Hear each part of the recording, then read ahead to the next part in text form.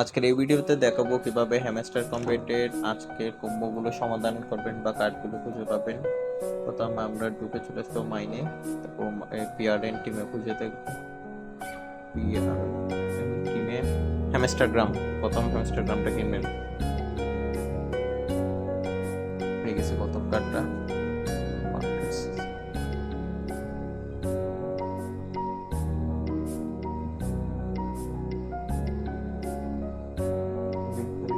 হয়তো পিআর টিমে নাই, মার্কেটসে চলে আসবো। মার্কেটসে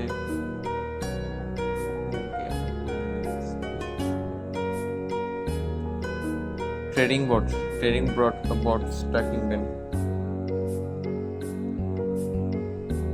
পেয়ে গেছি দ্বিতীয় কার্ডটা। আশা করি